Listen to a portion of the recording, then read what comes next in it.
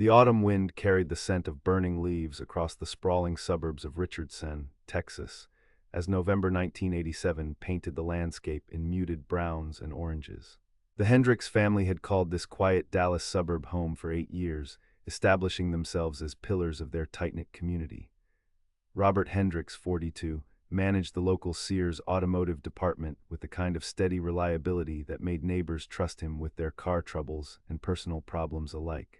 His wife Margaret, 39, taught third grade at Richardson Elementary, where her warm smile and patient demeanor made her beloved by students and parents throughout the district. Their children embodied the promise of suburban Texas life. Jennifer, 16, was a junior at Richardson High School, captain of the debate team, and already receiving college recruitment letters for her academic achievements. Her younger brother Michael, 13, spent most afternoons practicing basketball shots in their driveway, dreaming of making the high school varsity team in a few years. 8-year-old Sarah, the family's bright spark, collected stickers with obsessive dedication and never missed an episode of Mr. Rogers' Neighborhood on their wood-paneled television set. The Hendricks lived in a ranch-style home on Maple Creek Drive, complete with the manicured lawn that Robert meticulously maintained every Saturday morning. Margaret's flower beds burst with seasonal colors, and their two-car garage housed Robert's pride and joy, a pristine 1985 Buick Century that he washed religiously every Sunday after church. The family attended Richardson Methodist Church without fail, occupying the same pew every week, fourth row from the front on the left side. Thanksgiving 1987 promised to be particularly special. Margaret's sister Linda was driving up from Austin with her husband and 2 young daughters for the holiday celebration. The women had spent weeks coordinating the menu through long-distance phone calls, planning a feast that would accommodate everyone's preferences. Robert had taken Thursday and Friday off work, a rare luxury that allowed him to help with preparations and spend extended time with his family.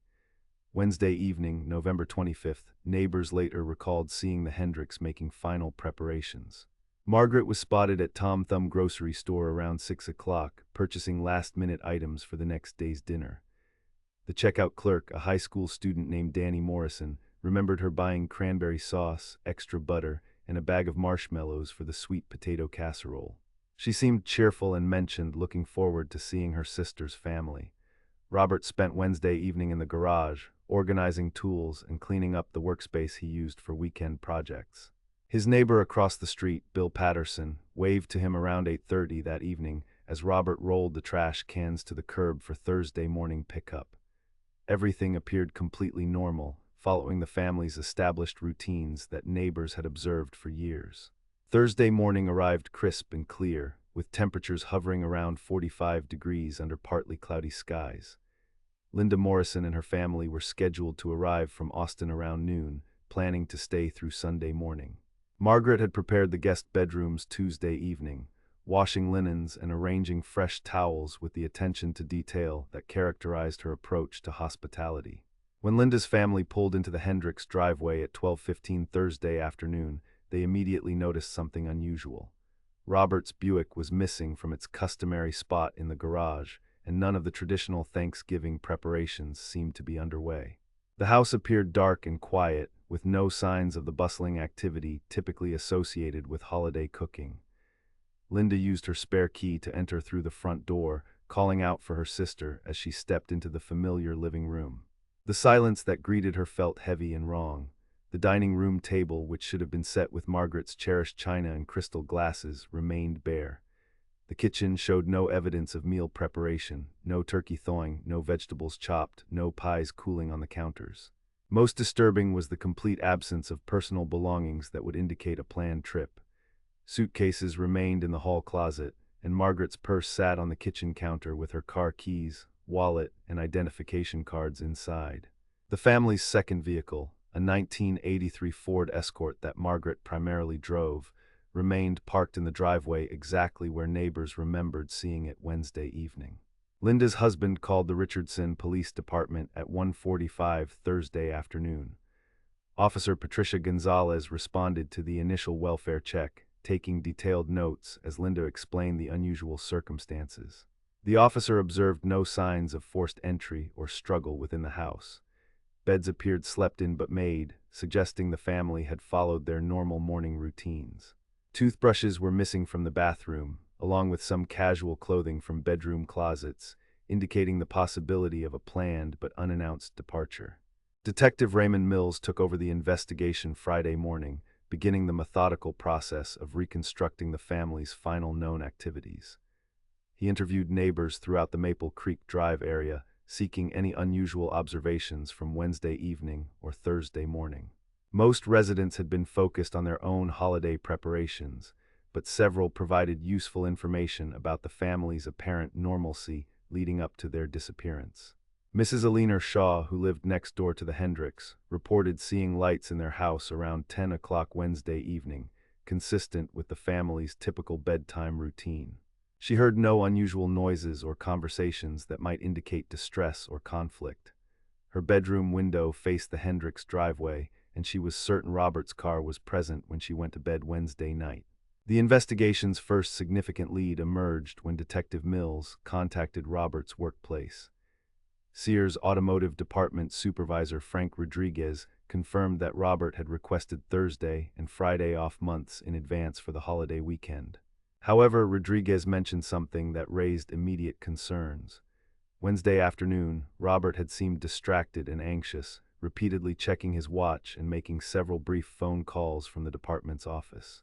Rodriguez recalled one particular conversation where Robert mentioned needing to take care of something important before Thursday. When pressed for details, Robert had been evasive, saying only that it was family business that couldn't wait until after the holiday. This behavior was completely uncharacteristic for Robert, who typically shared workplace concerns and personal matters with his longtime supervisor. Phone records from the Hendricks home revealed the most puzzling aspect of the case. 3 long-distance calls had been made Wednesday evening between 7 and 9 o'clock, all to the same number in rural East Texas. The number belonged to a pay phone located at a truck stop outside Marshall, Texas, approximately 150 miles east of Richardson. Detective Mills contacted the truck stop, but employees couldn't provide useful information about calls made to their pay phone several days earlier. The geographic significance of Marshall wasn't lost on investigators. The small East Texas city sat along Interstate 20, a major highway corridor connecting Dallas to Louisiana. If the Hendricks family had traveled voluntarily to meet someone in Marshall, it would represent a significant deviation from their established patterns and known associates. Neither Robert nor Margaret had mentioned connections to East Texas in previous conversations with friends, coworkers, or family members. Margaret's school principal, Dr. Helen Carter, provided additional context that deepened the mystery. Margaret had submitted her lesson plans for the week following Thanksgiving, including detailed instructions for the substitute teacher who would cover her classes. She had also confirmed her participation in the school's Christmas program committee meeting scheduled for the following Tuesday.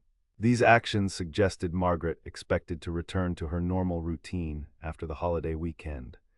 Jennifer's friends at Richardson High School were interviewed extensively, revealing the typical concerns and activities of a 16-year-old honor student. She had been excited about college applications and had scheduled meetings with her guidance counselor for early December. Her boyfriend, David Chen, reported that Jennifer seemed happy and relaxed during their phone conversation Tuesday evening. She mentioned looking forward to seeing her aunt's family and had made tentative plans to attend a movie Friday evening with David and their friend group.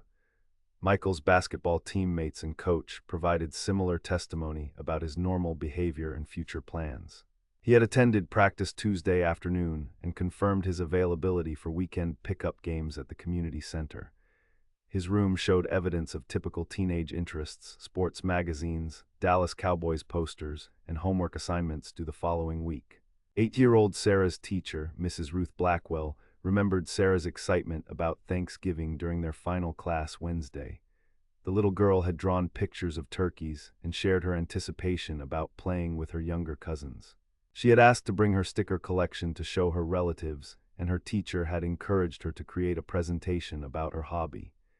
The investigation expanded to examine the family's financial records, searching for clues about their sudden departure. Bank statements revealed no unusual transactions or large cash withdrawals in the weeks preceding their disappearance. Robert's paycheck had been deposited automatically the previous Friday, and Margaret's teacher salary remained untouched in their joint checking account. Credit card records showed only routine purchases, groceries, gasoline, and a small toy purchase for Sarah the previous weekend. Detective Mills coordinated with law enforcement agencies along the Interstate 20 corridor, distributing descriptions of the family and Robert's distinctive Buick Century. The car's license plate number, Texas AFJ-429, was entered into regional databases and patrol bulletins. Truck stops, restaurants, and hotels between Dallas and the Louisiana border received missing persons flyers with the family's photographs and vehicle description. The Marshall truck stop where the mysterious phone calls originated became a focal point for investigation. Detective Mills traveled there personally, interviewing employees who worked Wednesday evening shifts. The facility served as a major stopping point for long-haul truckers traveling between Texas and Louisiana, processing hundreds of customers daily. Pay phone usage was common, as many drivers used the phones to coordinate schedules and check in with dispatchers. Truck stop manager Willie Johnson remembered the evening in question, but couldn't identify specific individuals who might have used the pay phone around the times corresponding to the Hendricks home phone records. The facility's customer logbooks recorded fuel purchases and some food transactions, but cash customers using the phone left no traceable records.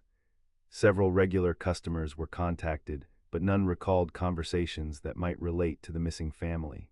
Local Marshall residents were canvassed for any sightings of Robert's Buick or the family members. The car's distinctive pale blue color and Texas license plates would have stood out in the small East Texas community. Several residents reported seeing similar vehicles during the Thanksgiving period, but follow-up investigations revealed these sightings involved different cars and unrelated travelers. The search expanded to include rural roads and wooded areas surrounding Marshall. Texas Department of Public Safety helicopters conducted aerial surveys of the region, looking for abandoned vehicles or other evidence. The dense piney woods of East Texas provided countless locations where a car could be hidden, either accidentally or intentionally. Ground search teams focused on logging roads, hunting trails, and remote areas accessible by conventional vehicles. Christmas passed without resolution, and the Hendricks case began receiving media attention throughout the Dallas-Fort Worth metroplex. Local television stations featured the family's story, broadcasting their photographs and appealing for public assistance. The coverage generated numerous tips and potential sightings, but each lay dissolved under investigation. False alarms included mistaken identity cases, well-meaning but inaccurate witness reports, and several deliberate hoaxes that wasted valuable investigative resources. Margaret's students at Richardson Elementary created a memory book for their missing teacher, filling pages with drawings, letters, and expressions of hope for her safe return. The school district maintained her teaching position through the spring semester, officially listing her as on emergency leave. Her substitute teacher, hired initially for the post-Thanksgiving period, remained in the classroom through the end of the academic year. The Methodist church where the family worshipped held prayer vigils and organized search volunteer efforts. Pastor James Mitchell coordinated with Detective Mills to ensure civilian search activities didn't interfere with official investigations. Church members distributed flyers throughout Richardson and surrounding communities, maintaining visibility for the case as months passed without resolution. Jennifer's senior year proceeded without her presence, a constant reminder to classmates and teachers of the family's mysterious fate. Her guidance counselor preserved her college application materials, hoping she would return to complete the process. The debate team dedicated their spring tournament victories to their missing captain, displaying her photograph at competitions throughout the school year.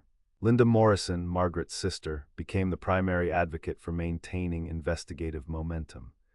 She relocated temporarily from Austin to Richardson, coordinating with law enforcement agencies and managing media communications. Linda's persistent efforts ensured the case remained active rather than falling victim to bureaucratic neglect or resource limitations. Spring 1988 brought renewed search efforts as weather conditions improved for outdoor investigations. Volunteer groups organized systematic sweeps of rural areas within a 200-mile radius of Dallas, focusing on locations accessible by standard passenger vehicles.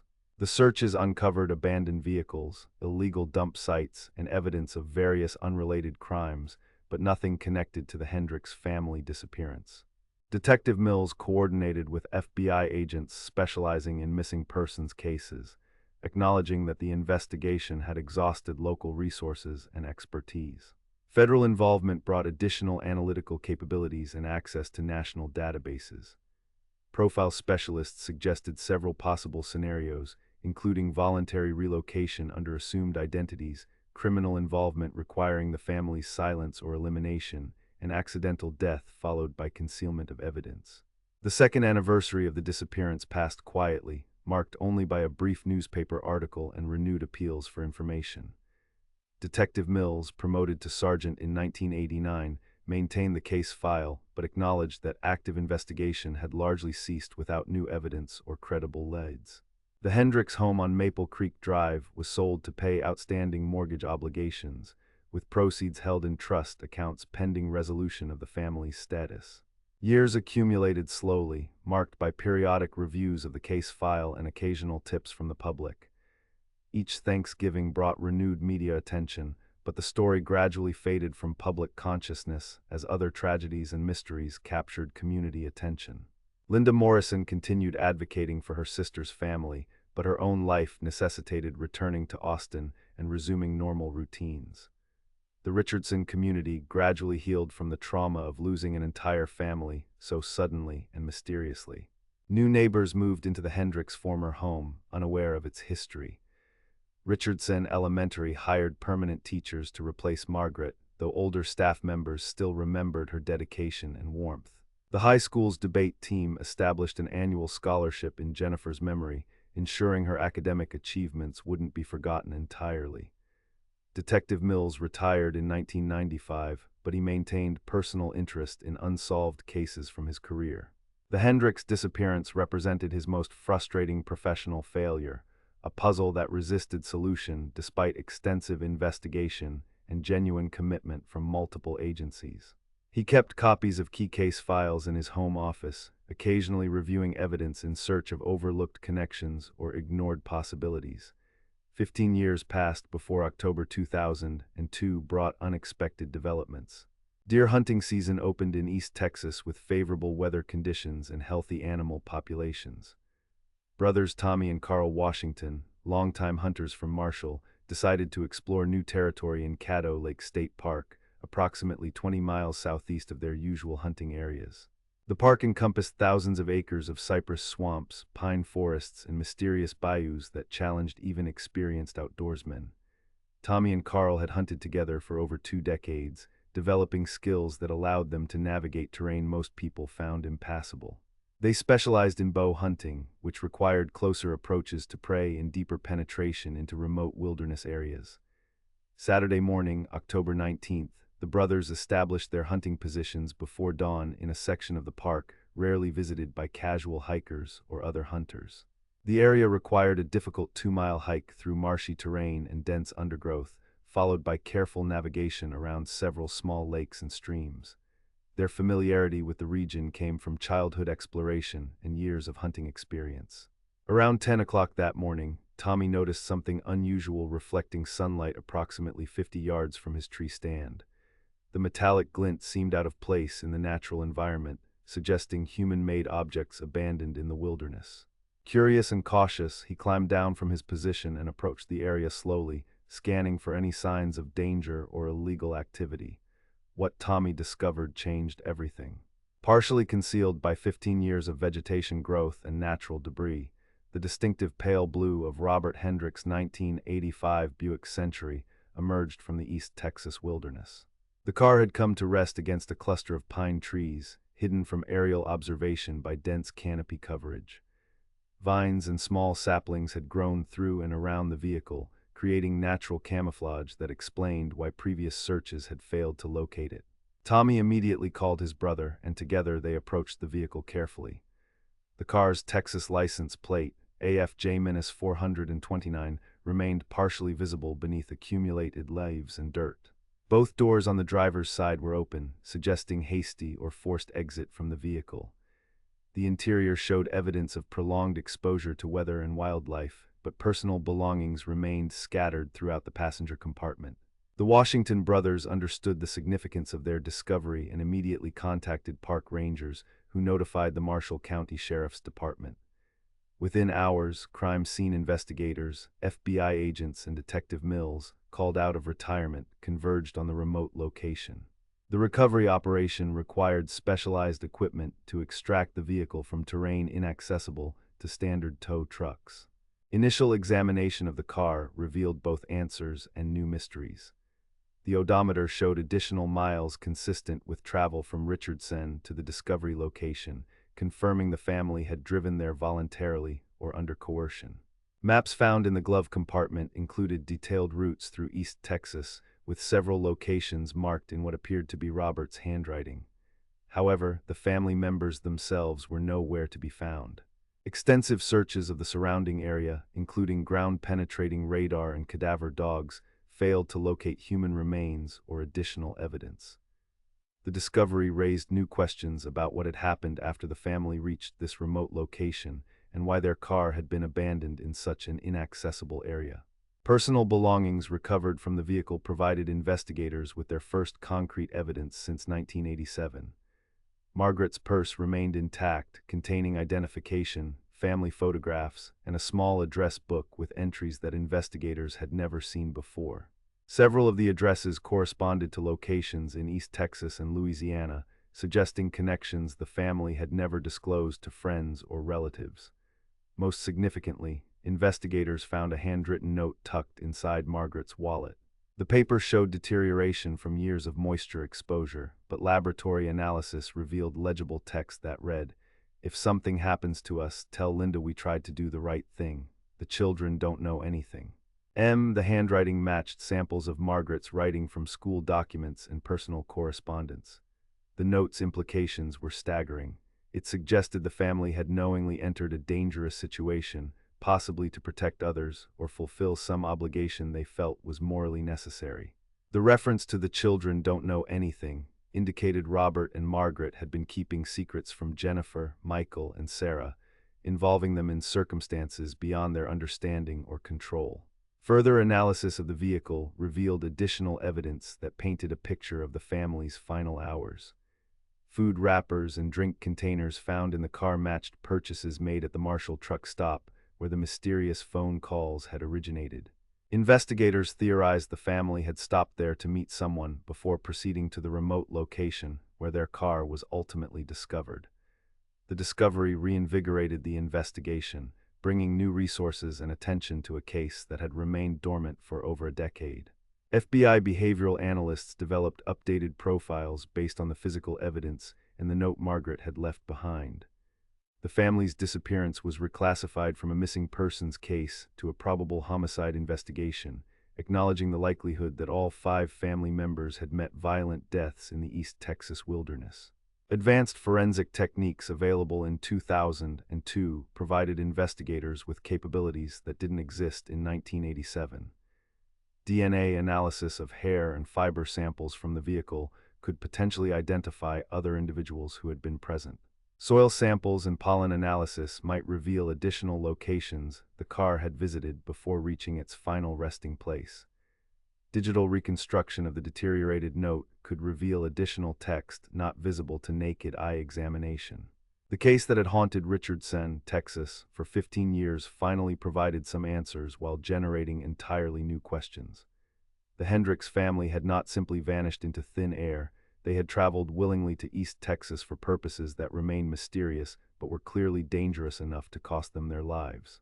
Margaret's final note suggested they understood the risks but felt compelled to proceed anyway, driven by circumstances that may never be fully understood. Blood evidence found on the car's interior surfaces indicated violence had occurred, though the small quantities suggested either limited injury or careful cleanup efforts. Investigators theorized the family had been forced from the vehicle at the remote location, possibly to prevent the car from being discovered if left in a more accessible area. The address book found in Margaret's purse contained phone numbers that investigators traced to individuals with criminal connections in East Texas and Louisiana. Several of these contacts had been subjects of federal investigations during the 1980s, involving drug trafficking operations that utilized Interstate 20 as a primary smuggling corridor. The connection suggested Robert and Margaret had somehow become involved with dangerous criminal elements, either as victims or unwilling participants. Linda Morrison, now 54 years old, traveled from Austin to witness the car's recovery. Standing at the edge of the pine forest where her sister's family had met their fate, she finally had confirmation of what she had feared for 15 years. The discovery brought both closure and renewed anguish, knowing that Margaret, Robert, and the children had died in circumstances that remained largely mysterious. The hunter's discovery marked not an ending, but a new beginning in the search for truth about what happened to Robert, Margaret, Jennifer, Michael, and Sarah Hendricks during Thanksgiving week 1987. The pale blue Buick, silent sentinel in the East Texas woods for 15 years, had finally given up the first piece of a puzzle that would continue challenging investigators and haunting a community that never stopped wondering what became of one family's American dream.